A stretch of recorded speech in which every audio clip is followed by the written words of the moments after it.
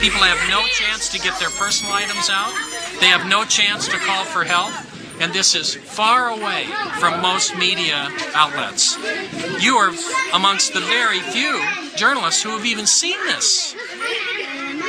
European or American journalists who have even been here because people are afraid to come or it's too hard to come.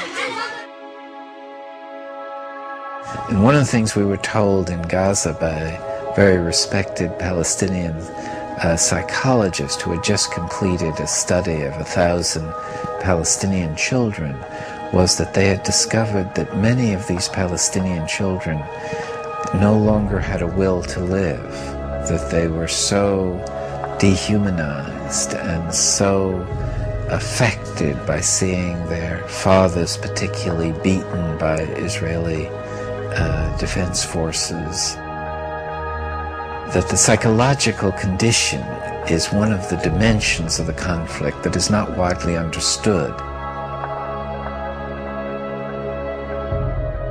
Palestinians called for an international observer force that would stop the violence, but this action was blocked by Israel. Finally, a group of Palestinian and Israeli human rights activists together created the International Solidarity Movement, which has brought people from around the world of all ages and backgrounds to provide a nonviolent international presence to try to fill this need. Rachel Corey, a 23-year-old American student, went to Gaza to join in these efforts, sending back emails to her parents. I have been in Palestine for 2 weeks and 1 hour now, and I still have very few words to describe what I see. It is most difficult for me to think about what's going on here when I sit down to write back to the United States. Something about the virtual portal into luxury. I don't know if many of the children here have ever existed without tank shell holes in their walls, and the towers of an occupying army surveying them constantly from the near horizons. I think, although I'm not entirely sure, that even the smallest of these children understand that life is not like this everywhere. It was Sunday afternoon in Charlotte, about noon actually, and I received a phone call, and my son-in-law, Kelly, was on the phone, and he asked if Craig was there. And something about the way he asked made me realize, I felt right away that something was wrong. And then I asked, why, Kelly? And he hesitated for a minute, and he said, we've had some very sad news. And then my daughter, Sarah, I could hear her in the background, and she got on the telephone, and she said, Mom, it's Rachel.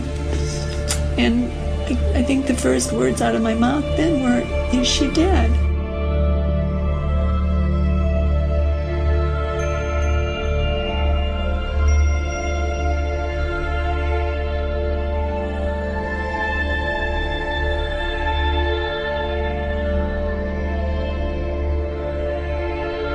We were opposing the demolition of farmland and other property, Palestinian property, by Israeli destruction forces and bulldozers.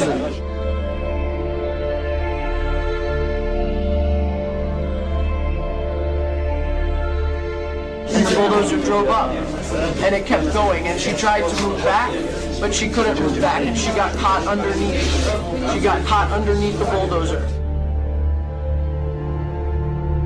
Many other internationals began to surround the bulldozer and yell at it and tell it that there is somebody there, and it did not stop.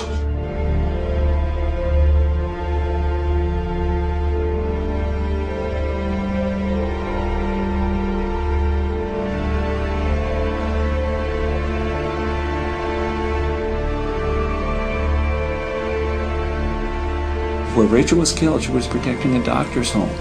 And that's important to realize. And the 3 children, his wife, she knew that family, and that doctor felt that Rachel was like a daughter to him. He bought that house. It was in the middle of a neighborhood. There were other rows of houses between his house and the border. Those other homes, those other streets were all destroyed, and now it was his turn.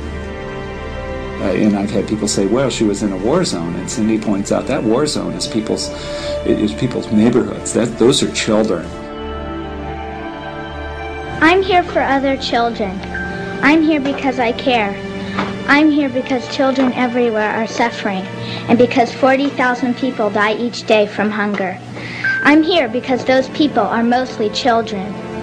We have got to understand that the poor are all around us and we're ignoring them. We have got to understand that these deaths are preventable. We have got to understand that people in third world countries think and care and smile and cry just like us. We have got to understand that they are us. We are them. My dream is to stop hunger by the year 2000. My dream is to give the poor a chance. My dream is to save the 40,000 people who die each day. My dream can and will come true if we all look into the future and see the light that shines there.